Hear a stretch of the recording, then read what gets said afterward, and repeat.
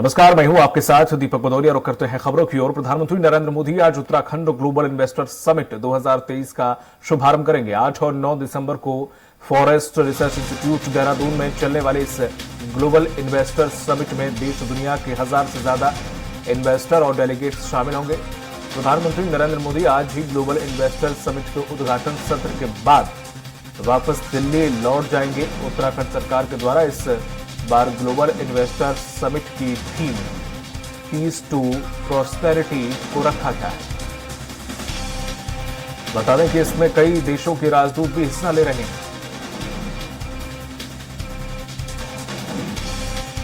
प्रधानमंत्री नरेंद्र मोदी इसका उद्घाटन करेंगे। कई देशों के राजदूत भी इसमें हिस्सा लेंगे। और अधिक जानकारी के साथ लाइव हमारे साथ जुड़े हुए हैं सहयोगी सुनील राज देहरादून से। सुनील, जिस तरह से देखा जाए काफी तैयारी की गई है इस डेलीगेट समिट को लेकर, इन्वेस्टर समिट को लेकर, और लगातार इसमें ये कयास लगाए जा रहे थे कि इससे उत्तराखंड को अच्छा खासा निवेश मिलने की उम्मीद है और एक पूरा खाका तैयार किया गया, पूरा ब्लूप्रिंट तैयार किया गया। सरकार काफी दिनों से इसमें कवायद में लगी हुई है। आज इसका उद्घाटन करने वाले प्रधानमंत्री नरेंद्र मोदी, क्या कुछ कार्यक्रम? जाहिर तौर पर दीपक, क्योंकि ये खबर उत्तराखंड वासियों के लिए नहीं बल्कि समूचे देशवासियों के लिए बेहद जरूरी है, क्योंकि उत्तराखंड में जिस तरह से निवेश को लेकर एक बेहद और सकारात्मक माहौल बनता हुआ दिखाई दे रहा है, उससे कहीं न कहीं उत्तराखंड के विकास को चार चांद लगने वाले हैं। चूंकि 2.5 लाख करोड़ के निवेश का लक्ष्य राज्य सरकार ने रखा था, वो लक्ष्य पार हो चुका है और आज भी कई एमओयूज होने की उम्मीद है। सरकार उम्मीद जता रही है कि 3 से 3.5 लाख करोड़ के निवेश यहां पर हो सकते हैं और एमओयूज हो सकते हैं। अब रही ग्राउंडिंग की बात, अभी तक 44,000 की ग्राउंडिंग हो चुकी है, जिसका विधिवत उद्घाटन करके प्रधानमंत्री आज नींव रखेंगे। प्रधानमंत्री नरेंद्र मोदी 10:30 बजे यहां पहुंचेंगे और तकरीबन 2.5 से 3 घंटे यहां उद्योगपतियों के बीच रहेंगे और तमाम संबोधित उनको करेंगे और उत्तराखंड के प्रति जो उनका सकारात्मक माहौल दिखता रहा है, उससे तमाम उद्योगपतियों को रूबरू करवाएंगे।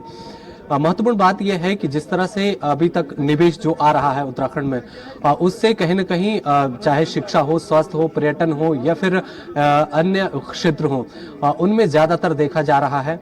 अब महत्वपूर्ण बात यह है कि जिस तरह से 2018 में ग्लोबल इन्वेस्टर समिट हुई थी, तो ये कहा जा रहा था कि जमीन न होने के चलते वो तमाम इन्वेस्टर्स वापस चले गए।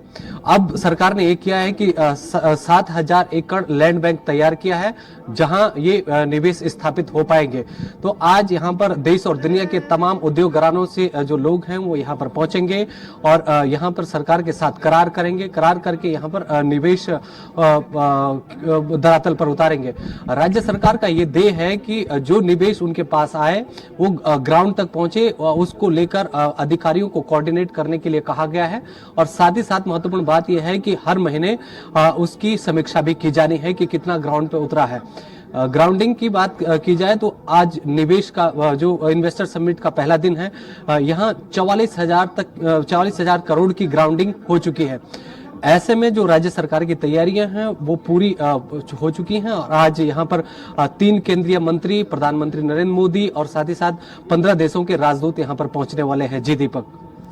बिल्कुल सुनील, जिस तरह से जो मैं पीछे भव्यता इसकी देख पा रहा हूं, तो मैं चाहूंगा आप हमारे दर्शकों को आप दिखाएं कि किस तरह से इसकी रूपरेखा तैयार की गई है, क्या सज्जा सजावट है, क्या कुछ तैयारी है इस पूरी ग्लोबल इन्वेस्टर समिट को लेकर। आप मेरे पीछे जो ये देख रहे हैं, ये अलग अलग पंडाल बनाए गए हैं। अगर आप इस साइड देखेंगे तो इसमें सीटिंग अरेंजमेंट किया गया है। सीटिंग अरेंजमेंट 8,000 के आसपास का किया गया है और सरकार उम्मीद जता रही है कि 5,000 से अधिक इन्वेस्टर्स यहाँ पर आएंगे देश और दुनिया के। साथ ही साथ जो प्रदेश के इन्वेस्टर्स भी हैं वो भी यहाँ पर शिरकत करेंगे। तो आप साफ तौर पर इस तमाम ये लोग देख सकते हैं कि कितनी संख्या में अभी यहाँ पर पहुंच चुके हैं और कितने आने वाले हैं। हालांकि प्रधानमंत्री नरेंद्र मोदी 10:30 बजे पहुंचेंगे। केंद्रीय मंत्रियों का भी दौरा है, वो भी इस इन्वेस्टर समिट में शामिल होने के लिए पहुंच रहे हैं और साथ ही साथ 15 देशों के जो राजदूत हैं वो भी यहाँ पर पहुंचेंगे।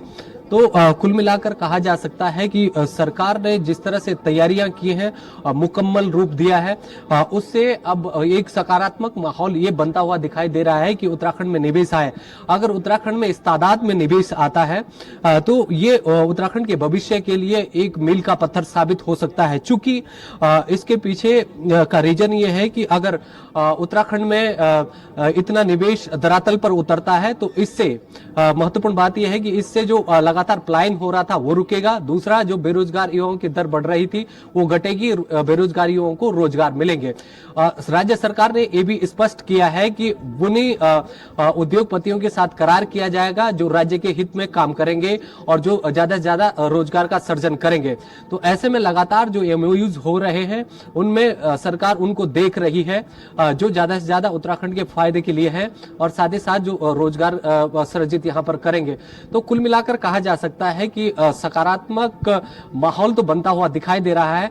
अब आने वाले दिनों में धरातल पर एक कितना उतरेगा ये देखने वाली बात होगी। दीपक, तमाम जानकारी साझा करने के लिए बहुत बहुत शुक्रिया आपका सुनील। नजर बनाए रखिएगा, पल पल की अपडेट आपसे लेते रहेंगे। इस वक्त की और